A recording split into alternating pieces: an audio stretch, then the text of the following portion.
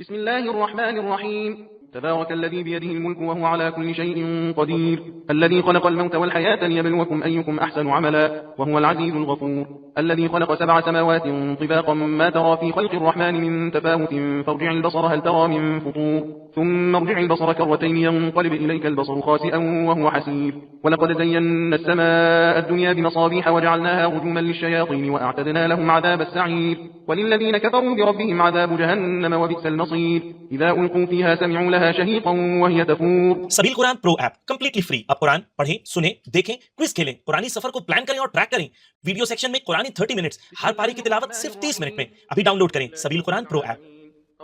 تكاد تميز من الغيظ كلما ألقي فيها فوج سألهم خزنتها ألم يأتكم نذير قالوا بلى قد جاءنا نذير فكذبنا وقلنا ما نزل الله من شيء إن أنتم إلا في ضلال كبير، وقالوا لو كنا نسمع أو نعقل ما كنا في أصحاب السعير فاعترفوا بذنبهم فسحقا لأصحاب السعير، إن الذين يخشون ربهم بالغيب لهم مغفرة وأجر كبير، وأسروا قولكم أو جهروا به إنه عليم بذات الصدور، ألا يعلم من خلق وهو اللطيف الخبير، هو الذي جعل لكم الأرض ذلولا فامشوا في مناكبها وكلوا من رزقه وإليه النشور، أأمنتم من في السماء أن يخسف بكم الأرض فإذا هي تمور أم أمنتم من في السماء أن يرسل عليكم حاصبا فستعلمون كيف نذير، ولقد كذب الذين من قبلهم فكيف كان نكير، أولم يروا إلى الطير فوقهم صافات ويقبضن ما يمسكهن إلا الرحمن إنه بكل شيء بصير، أمن هذا الذي هو جند لكم ينصركم من دون الرحمن إن الكافرون إلا في غرور، أمن هذا الذي يرزقكم إن أمسك رزقه بل لجوا في عتو ونفور، أفمن يمشي مكبا على وجهه أهدى أم من يمشي سويا على صراط مستقيم، قل هو الذي أنشأكم وجعل لكم السمع والأبصار والأفئدة قليلا ما تشكرون، قل هو الذي ذرأكم في الأرض وإليه تحشرون، ويقولون متى هذا الوعد إن كنتم صادقين، قل إنما العلم عند الله وإنما أنا نذير مبين، فلما رأوه زلفة سيئت وجوه الذين كفروا وقيل هذا الذي كنتم به تدعون، قل أرأيتم إن أهلكني الله ومن معي أو رحمنا فمن يجير الكافرين من عذاب أليم، قل هو الرحمن آمنا به وعليه توكلنا فستعلمون من هو في ضلال مبين، قل أرأيتم إن أصبح ماؤكم غورا فمن يأتيكم بماء معين. بسم الله الرحمن الرحيم. نون والقلم وما يسطرون ما أنت بنعمة ربك بمجنون وإن لك لأجرا غير ممنون وإنك لعلى خلق عظيم، فستبصر ويبصرون بأيكم المفتون، إن ربك هو أعلم بمن ضل عن سبيله وهو أعلم بالمهتدين، فلا تطع المكذبين ودوا لو تدهن فيدهنون، ولا تطع كل حلاف مهين هماز مشاء بنميم مناع للخير معتد أثيم وكل بعد ذلك زنيم، أن كان ذا مال وبنين إذا تتلى عليه آياتنا قال أساطير الأولين، سنسمه على الخرطوم إنا بلوناهم كما بلونا أصحاب الجنة إذ أقسموا ليصرمنها مصبحين ولا يستثنون، فطاف عليها طائف من ربك وهم نائمون فأصبحت كالصريم، فتنادوا مصبحين أن اغدوا على حرثكم إن كنتم صارمين، فانطلقوا وهم يتخافتون ألا يدخلنها اليوم عليكم مسكين وغدوا على حرد قادرين، فلما رأوها قالوا إنا لضالون بل نحن محرومون، قال أوسطهم ألم أقل لكم لولا تسبحون، قالوا سبحان ربنا إنا كنا ظالمين، فأقبل بعضهم على بعض يتلاومون، قالوا يا ويلنا إنا كنا طاغين، عسى ربنا أن يبدلنا خيرا منها إنا إلى ربنا راغبون، كذلك العذاب ولعذاب الآخرة أكبر لو كانوا يعلمون، إن للمتقين عند ربهم جنات النعيم، أفنجعل المسلمين كالمجرمين ما لكم كيف تحكمون، أم لكم كتاب فيه تدرسون إن لكم فيه لما تخيرون، أم لكم أيمان علينا بالغة إلى يوم القيامة إن لكم لما تحكمون، سلهم أيهم بذلك زعيم، أم لهم شركاء فليأتوا بشركائهم إن كانوا صادقين،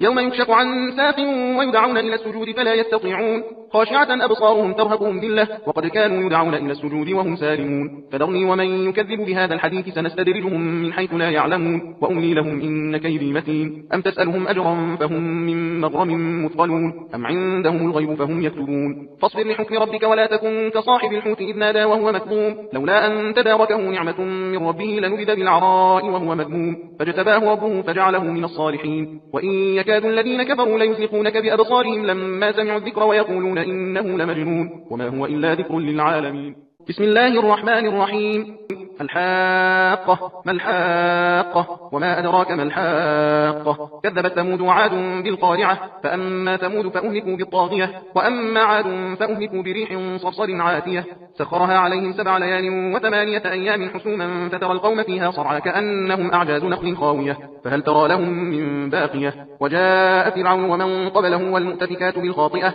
فعصوا رسول ربهم فأخذهم أخذة رابية إنا لما طغى الماء حملناكم في الجارية لنجعلها لكم تذكرة وتعيها أذن واعية فإذا نفخ في الصور نفخة واحدة وحملت الأرض والجبال فدكتا دكة واحدة فيومئذ وقعت الواقعة وانشقت السماء فهي يومئذ واهية والملك على أرجائها ويحمل عرش ربك فوقهم يومئذ 8 يومئذ تعرضون لا تخفى منكم خافية। सबील Quran pro app completely free. अब कुरान पढ़ें, सुने, देखें, क्विज खेलें, कुरानी सफर को प्लान करें और ट्रैक करें। वीडियो सेक्शन में कुरानी 30 मिनट्स, हर पारी की तिलावत सिर्फ 30 मिनट में। अभी डाउनलोड करें सबील कुरान प्रो ऐप। فأما من أوتي كتابه بيمينه فيقول هاؤم اقرءوا كتابيه إني ظننت أني ملاق حسابيه فهو في عيشة راضية في جنة عالية قطوفها دانية كلوا واشربوا هنيئا بما أسلفتم في الأيام الخالية وأما من أوتي كتابه بشماله فيقول يا ليتني لم أوت كتابيه ولم أدر ما حسابيه يا ليتها كانت القاضية ما أغنى عني ماليه هلك عني سلطانيه خذوه فغلوه ثم الجحيم صلوه ثم في سلسلة درعها 70 ذراعا فاسلكوه إنه كان لا يؤمن بالله العظيم ولا يحض على طعام المسكين فليس له اليوم هاهنا حميم ولا طعام إلا من غسلين لا يأكله إلا الخاطئون فلا أقسم بما تبصرون وما لا تبصرون إنه لقول رسول كريم وما هو بقول شاعر قليلا ما تؤمنون ولا بقول كاهن قليلا ما تذكرون تنزيل من رب العالمين ولو تقول علينا بعض الأقاويل لأخذنا منه باليمين ثم لقطعنا منه الوتين فما منكم من أحد عنه حاجزين وإنه لتذكرة للمتقين وإنا لنعلم أن منكم مكذبين وإنه لحسرة على الكافرين وإنه لحق اليقين فسبح باسم ربك العظيم بسم الله الرحمن الرحيم سأل سائل بعذاب واقع للكافرين ليس له دافع من الله ذي المعارج تعرج الملائكة والروح إليه في يوم كان مقداره 50,000 سنة فاصبر صبرا جميلا إنهم يرونه بعيدا ونراه قريبا يوم تكون السماء كالمهل وتكون الجبال كالعهن ولا يسأل حميم حميما يبصرونه يود المجرم لو يفتدي من عذاب يومئذ ببنيه وصاحبته وأخيه وفصيلته التي تؤويه ومن في الأرض جميعا ثم ينجيه كلا إنها لظى نزاعة للشوى تدعو من أدبر وتولى وجمع فأوعى إن الإنسان خلق هلوعا إذا مسه الشر جزوعا وإذا مسه الخير منوعا إلا المصلين الذين هم على صلاتهم دائمون والذين في أموالهم حق معلوم للسائل والمحروم والذين يصدقون بيوم الدين والذين هم من عذاب ربهم مشفقون إن عذاب ربهم غير مأمون والذين هم لفروجهم حافظون إلا على أزواجهم أو ما ملكت أيمانهم فإنهم غير ملومين فمن ابتغى وراء ذلك فأولئك هم العادون والذين هم لأماناتهم وعهدهم راعون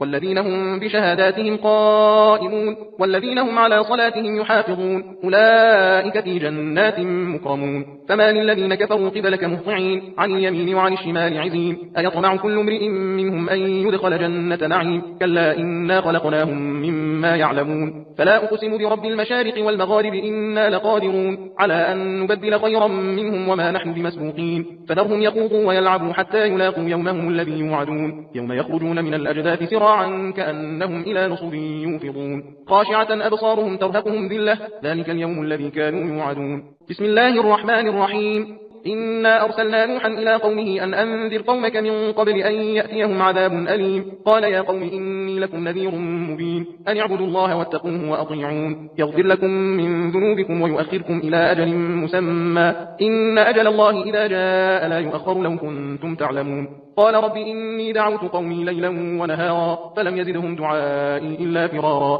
وإني كلما دعوتهم لتغفر لهم جعلوا أصابعهم في آذانهم واستغشوا ثيابهم وأصروا واستكبروا استكبارا ثم إني دعوتهم جهارا ثم إني أعلنت لهم وأسررت لهم إسرارا فقلت استغفروا ربكم إنه كان غفارا يرسل السماء عليكم مدرارا ويمددكم بأموال وبنين ويجعل لكم جنات ويجعل لكم أنهارا ما لكم لا ترجون لله وقارا وقد خلقكم أطوارا ألم تروا كيف خلق الله 7 سماوات طباقا وجعل القمر فيهن نورا وجعل الشمس سراجا والله أنبتكم من الأرض نباتا ثم يعيدكم فيها ويخرجكم إخراجا والله جعل لكم الأرض بساطا لتسلكوا منها سبلا فجاجا قال نوح رب إنهم عصوني واتبعوا من لم يزده ماله وولده إلا خسارا ومكروا مكرا كبارا وقالوا لا تذرن آلهتكم ولا تذرن ودا ولا سواعا ولا يغوث ويعوق ونسرا وقد أضلوا كثيرا ولا تزد الظالمين إلا ضلالا مما خطيئاتهم أغرقوا فأدخلوا نارا فلم يجدوا لهم من دون الله أنصارا وقال نوح رب لا تذر على الأرض من الكافرين ديارا إنك إن تذرهم يضلوا عبادك ولا يلدوا إلا فاجرا كفارا رب اغفر لي ولوالدي ولمن دخل بيتي مؤمنا وللمؤمنين والمؤمنات ولا تزد الظالمين إلا تبارا بسم الله الرحمن الرحيم قل أوحي إلي أنه استمع نفر من الجن فقالوا إنا سمعنا قرآنا عجبا يهدي إلى الرشد فآمنا به ولن نشرك بربنا أحدا وأنه تعالى جد ربنا ما اتخذ صاحبة ولا ولدا وأنه كان يقول سفيهنا على الله شططا وأنا ظننا أن لن تقول الإنس والجن على الله كذبا وأنه كان رجال من الإنس يعودون برجال من الجن فزادوهم رهقا وأنهم ظنوا كما ظننتم أن لن يبعث الله أحدا وأنا لمسنا السماء فوجدناها ملئت حرسا شديدا وشهبا وأنا كنا نقعد منها مقاعد للسمع فمن يستمع الآن يجد له شهابا رصدا وأنا لا ندري أشر أريد بمن في الأرض أم أراد بهم ربهم رشدا وأنا منا الصالحون ومنا دون ذلك كنا طرائق قددا وأنا ظننا أن لن نعجز الله في الأرض ولن نعجزه هربا وأنا لما سمعنا الهدى آمنا به فمن يؤمن بربه فلا يخاف بخسا ولا رهقا وأنا منا المسلمون ومنا القاسطون فمن أسلم فأولئك تحروا رشدا وأما القاسطون فكانوا لجهنم حطبا وأن لو استقاموا على الطريقة لأسقيناهم ماء غدقا لنفتنهم فيه ومن يعرض عن ذكر ربه يسلك عذابا صعدا وأن المساجد لله فلا تدعوا مع الله أحدا وأنه لما قام عبد الله يدعوه كادوا يكونون عليه لبدا قل إنما أدعو ربي ولا أشرك به أحدا قل إني لا أملك لكم ضرا ولا رشدا قل إني لن يجيرني من الله أحد ولن أجد من دونه ملتحدا إلا بلاغا من الله ورسالاته ومن يعص الله ورسوله فإن له نار جهنم خالدين فيها أبدا حتى إذا رأوا ما يوعدون فسيعلمون من أضعف ناصرا وأقل عددا قل إن أدري أقريب ما توعدون أم يجعل له ربي أمدا عالم الغيب فلا يظهر على غيبه أحدا إلا من ارتضى من رسول فإنه يسلك من بين يديه ومن خلفه رصدا ليعلم أن قد أبلغوا رسالات ربهم وأحاط بما لديهم وأحصى كل شيء عددا بسم الله الرحمن الرحيم يا أيها المزمل قم الليل إلا قليلا نصفه أو انقص منه قليلا أو زد عليه ورتل القرآن ترتيلا إنا سنلقي عليك قولا ثقيلا إن ناشئة الليل هي أشد وطئا وأقوم قيلا إن لك في النهار سبحا طويلا واذكر اسم ربك وتبتل إليه تبتيلا رب المشرق والمغرب لا إله إلا هو فاتخذه وكيلا واصبر على ما يقولون واهجرهم هجرا جميلا وذرني والمكذبين أولي النعمة ومهلهم قليلا إن لدينا أنكالا وجحيما وطعاما ذا غصة وعذابا أليما يوم ترجف الأرض والجبال وكانت الجبال كثيبا مهيلا إنا أرسلنا إليكم رسولا شاهدا عليكم كما أرسلنا إلى فرعون رسولا فعصى فرعون الرسول فأخذناه أخذا وبيلا فكيف تتقون إن كفرتم يوما يجعل الولدان شيبا السماء منفطر به كان وعده مفعولا إن هذه تذكرة فمن شاء اتخذ إلى ربه سبيلا إن ربك يعلم أنك تقوم أدنى من ثلثي الليل ونصفه وثلثه وطائفة من الذين معك والله يقدر الليل والنهار علم أن لن تحصوه فتاب عليكم فاقرؤوا ما تيسر من القرآن علم أن سيكون منكم مرضى وآخرون يضربون في الأرض يبتغون من فضل الله وآخرون يقاتلون في سبيل الله فاقرؤوا ما تيسر منه وأقيموا الصلاة وآتوا الزكاة وأقرضوا الله قرضا حسنا وما تقدموا لأنفسكم من خير تجدوه عند الله هو خيرا وأعظم أجرا واستغفروا الله إن الله غفور رحيم بسم الله الرحمن الرحيم يا أيها المدثر قم فأنذر وربك فكبر وثيابك فطهر والرجز فاهجر ولا تمنن تستكثر ولربك فاصبر فإذا نشر في الناقور فذلك يومئذ يوم عسير على الكافرين غير يسير ذرني ومن خلقت وحيدا وجعلت له مالا ممدودا وبنين شهودا ومهدت له تمهيدا ثم يطمع أن أزيد كلا إنه كان لآياتنا عنيدا سأرهقه صعودا إنه فكر وقدر فقتل كيف قدر ثم قتل كيف قدر ثم نظر ثم عبس وبسر ثم أدبر واستكبر فقال إن هذا إلا سحر يؤثر إن هذا إلا قول البشر سأصليه سقر وما أدراك ما سقر لا تبقي ولا تذر لواحة للبشر عليها 19 وما جعلنا أصحاب النار إلا ملائكة وما جعلنا عدتهم إلا فتنة للذين كفروا ليستيقن الذين أوتوا الكتاب ويزداد الذين آمنوا إيمانا ولا يرتاب الذين أوتوا الكتاب والمؤمنون وليقول الذين في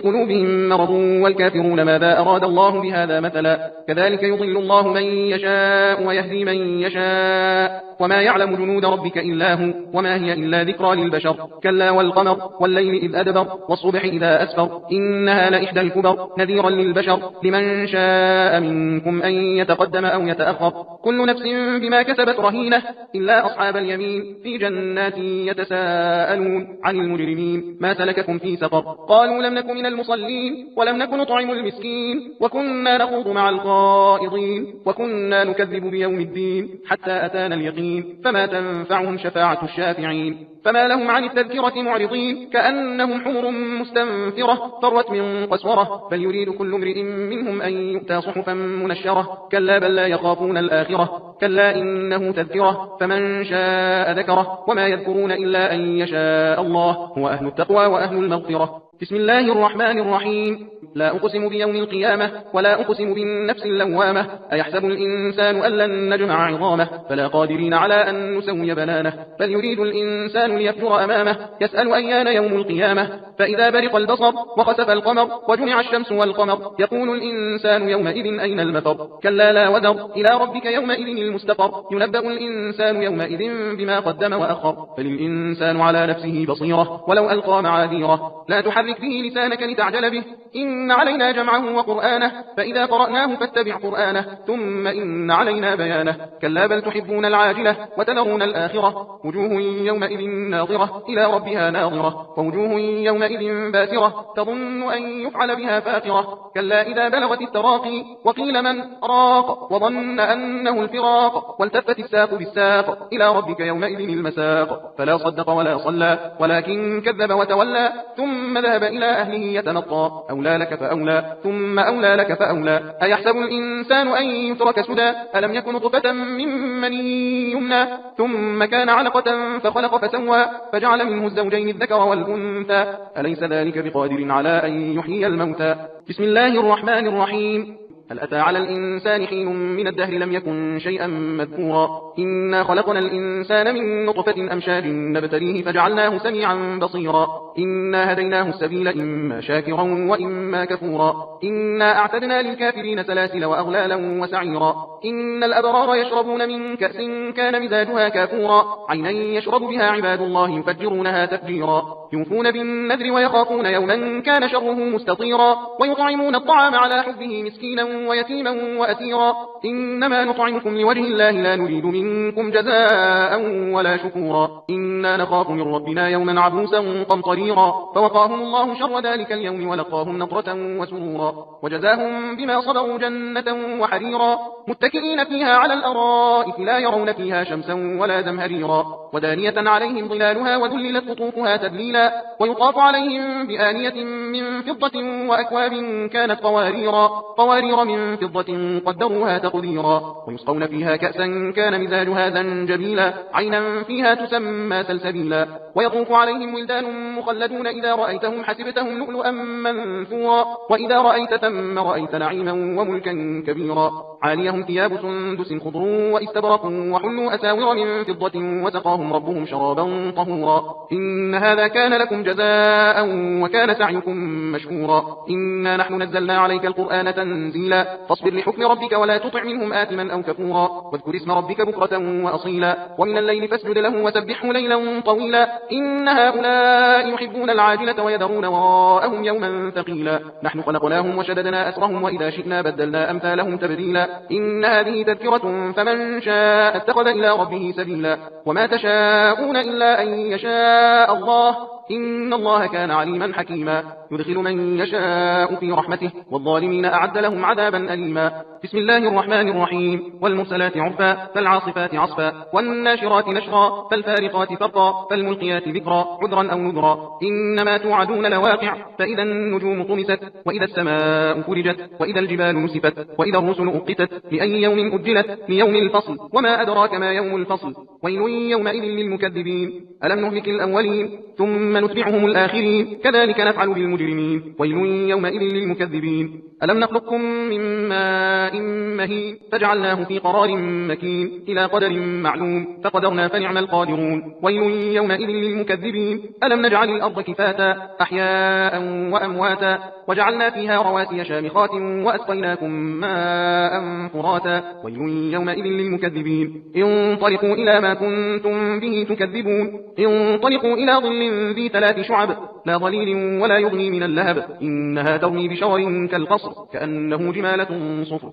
ويل يومئذ للمكذبين هذا يوم لا ينطقون ولا يؤذن لهم فيعتذرون ويل يومئذ للمكذبين هذا يوم الفصل جمعناكم والأولين فإن كان لكم كيد فكيدون ويل يومئذ للمكذبين إن المتقين في ظلال وعيون وفواكه مما يشتهون كلوا واشربوا هنيئا بما كنتم تعملون إنا كذلك نجزي المحسنين ويل يومئذ للمكذبين كلوا وتمتعوا قليلا إنكم مجرمون ويل يومئذ للمكذبين وإذا قيل لهم اركعوا لا يركعون ويل يومئذ للمكذبين فبأي حديث بعده يؤمنون